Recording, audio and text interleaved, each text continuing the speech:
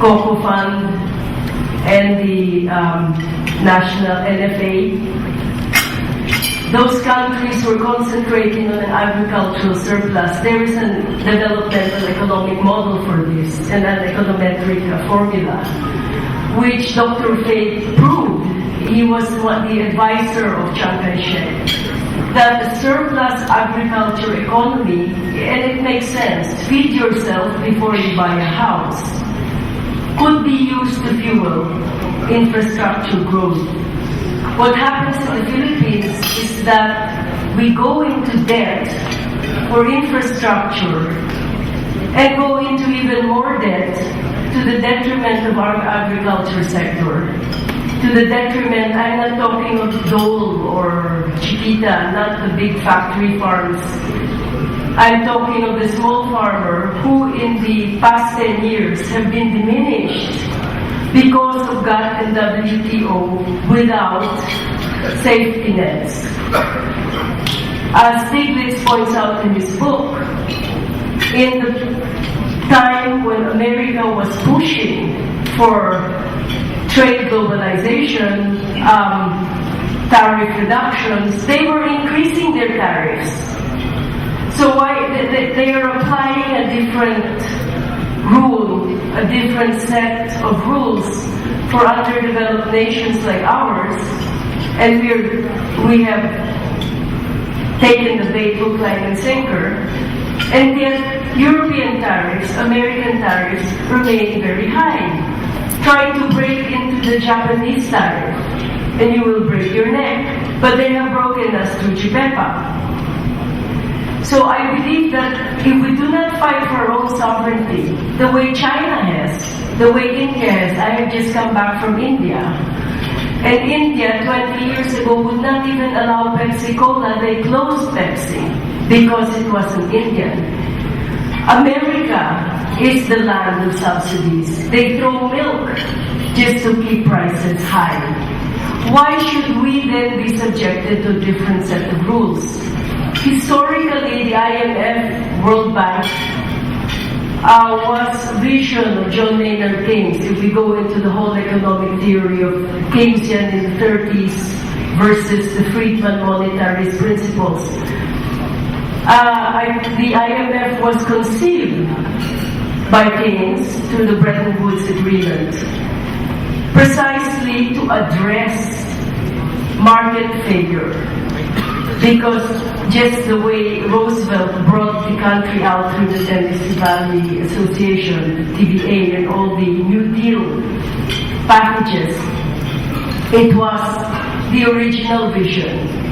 Stiglitz, who worked in the World Bank, claims that soon after, the vision of Keynes, which was the original intent of these institutions, was changed by the World Bank leadership to free trade vision.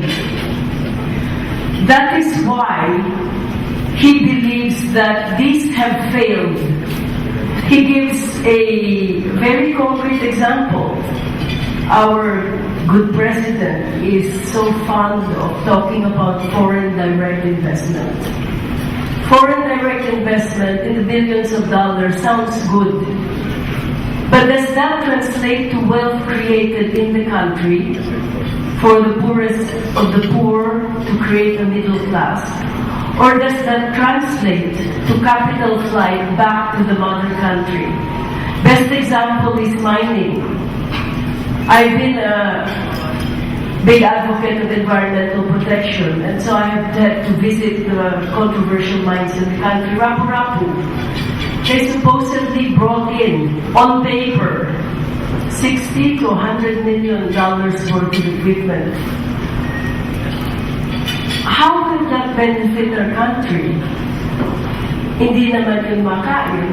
It doesn't create wealth for the people whose land was taken. That's 95% of ancestral domain was taken by Rapu-Rapu. So on paper, it says that they put in $60 million worth of equipment. When you go there, there's hardly any equipment, and there are not even any collection pools. That is why it has been having the overflow has been killing the marine life there. My point is, this same equipment, after 15 years when the whole Rapu-Rapu is a barren crater, they will take away.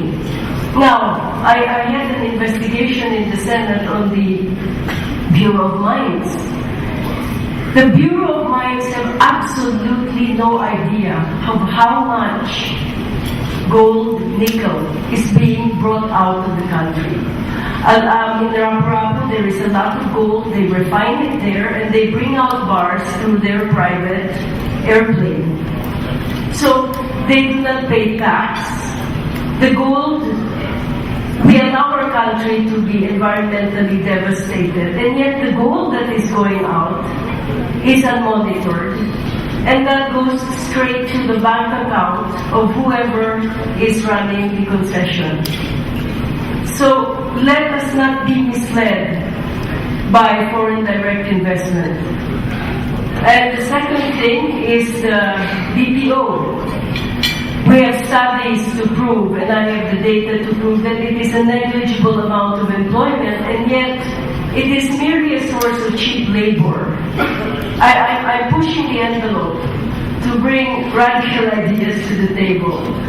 We are merely encouraging cheap labor because the profits made through cheap labor in the Philippines, although it gives a small amount of jobs, is nothing compared to the advantages abroad.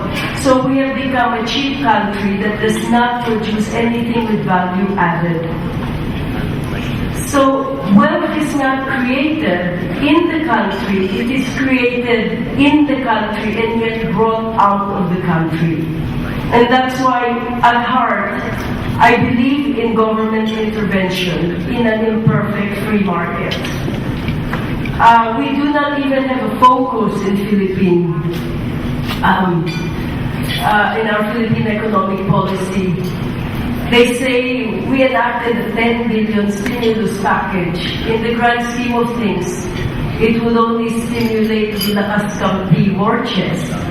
But it does not stimulate the economy. We are neither Keynesian nor are we monetarists, because actually the remittances do not create wealth, they are spent on consumer goods or merely subsistence. We have the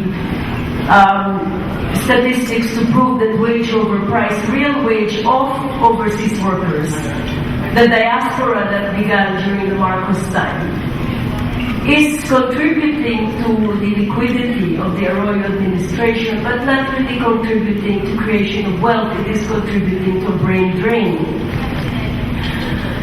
In my first term as a senator, I was very much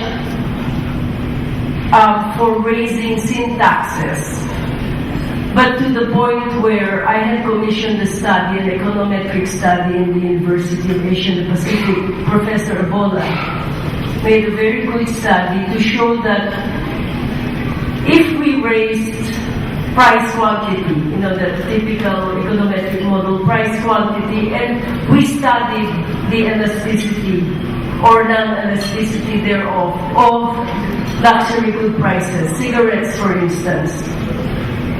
I was old because in the higher income bracket and the higher price cigarettes, the elasticity was almost zero. And it was only in the lower income bracket that there was some elasticity. I was all for increasing the taxes to the point where Lucio Tan would not make nor gain.